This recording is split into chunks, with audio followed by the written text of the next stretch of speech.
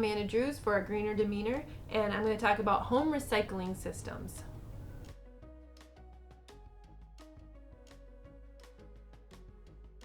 It's hard sometimes to remember the rules for recycling or where you guys keep certain items if they don't have a specific home.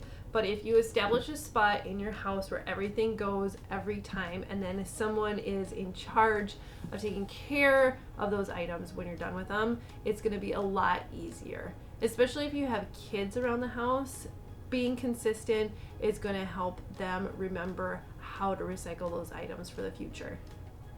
Have a list of the things that you want or you need hanging up somewhere or on your phone so that you can remember to get them when you're out. For trash and curbside recycling, I'm guessing you have one or two of these bins inside your house. We have the pull-out drawer underneath our kitchen counters for our trash and recycling.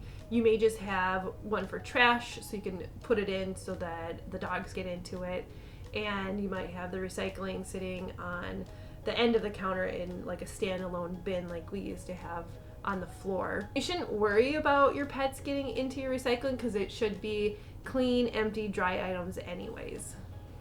I know my parents have their recycling just in their garage because they have a pretty small kitchen, so this way they don't need to take up the room by having an extra recycling bin sitting on the floor, and they don't have as much recycling as we do as far as like boxes coming in and shipments of things.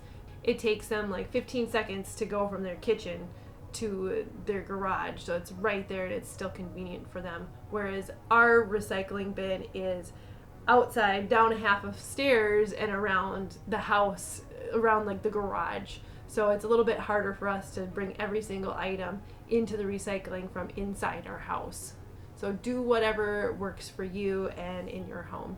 For special plastics recycling, so these are going to be your plastic bags, your plastic film or wraps that go around like your diapers or your toilet paper, your paper towels.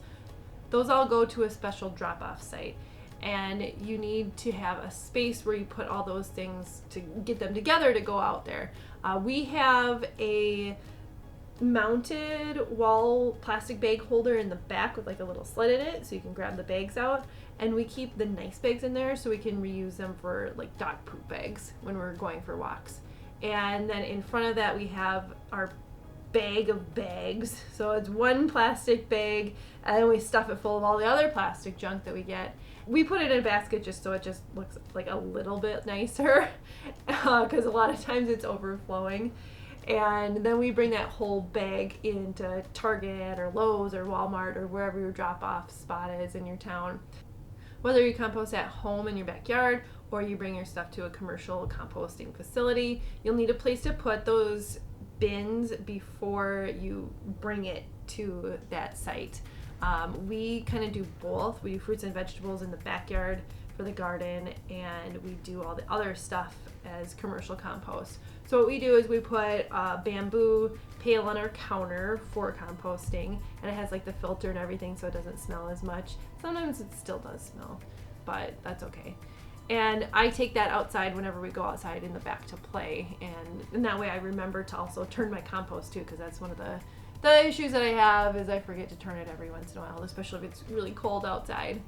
If you have commercial compost that you're sending your stuff to, you can put it in a pail in the freezer. So like I have a plastic bin that once held toy dinosaurs.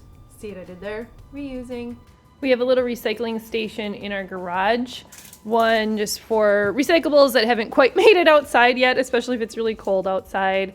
Another one for our compost, and I keep it in a bucket so that it doesn't stink as much. And we put a few bags in there before we head to the composting site drop off. We also have the plastic that we buy plants in, and you can return those to a lot of the garden centers that you got them from. And then one for household hazardous waste for when we go to the recycling zone.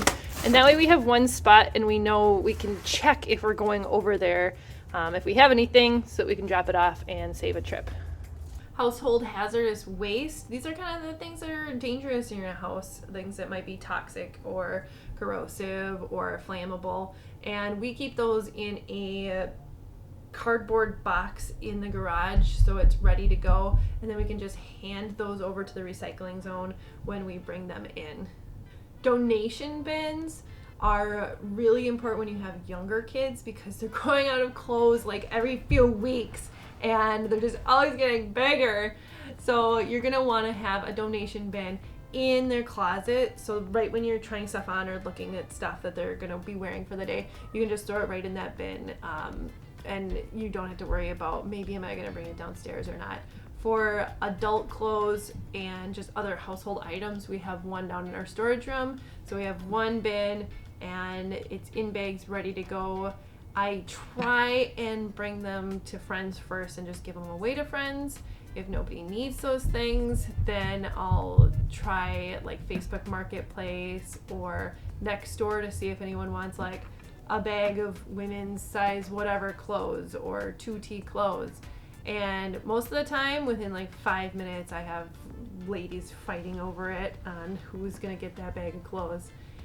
And then I'll go to Goodwill or something, especially if I need to buy some stuff there. Then I get my coupon and get a little bit of a discount on the stuff that I'm gonna buy that was already reused. But usually I'll save that as a last resort. It also would be good to donate to things like Rotary drives and church drives and all those things too. So you can look in your community to see what sort of things different organizations are collecting at the moment.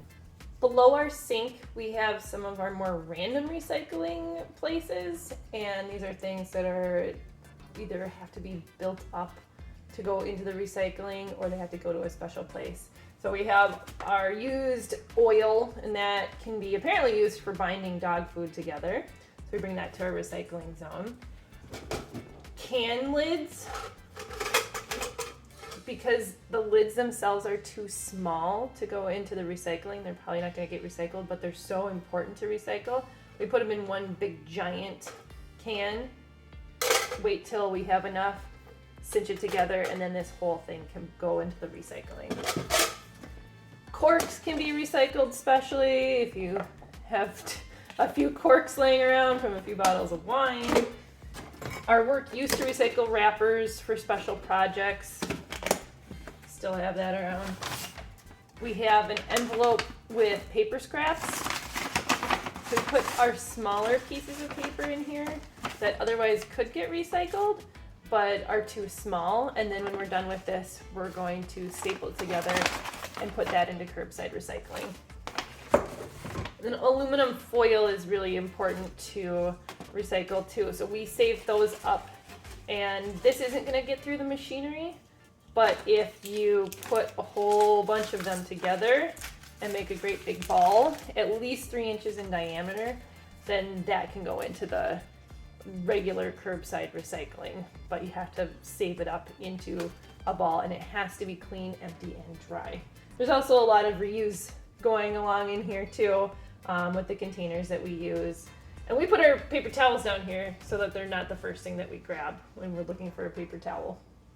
The other thing we do is when we have a birthday party or some sort of event where people are in our house, we put our trash, organics, and recycling kind of all in a row, and we print out signs that say to our guests exactly where we want them to put their waste. So they know, like, oh, we're using BPI certified compostable silverware and plates. Those can go in organics. Or I have my beer, so that can go in the recycling. So it kind of tells them where to put it and also encourages them to do that for their events as well.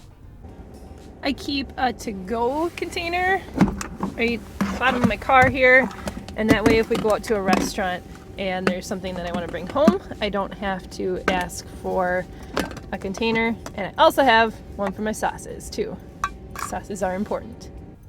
If you found this information helpful at all, please like it and tell me that you like it so I know what people want to hear about. And if you want to catch up on A Greener Demeanor videos and never miss one when it comes out, you can hit that subscribe button and the bell below and catch up on everything that we're sending out. Thanks for watching. Have a good one.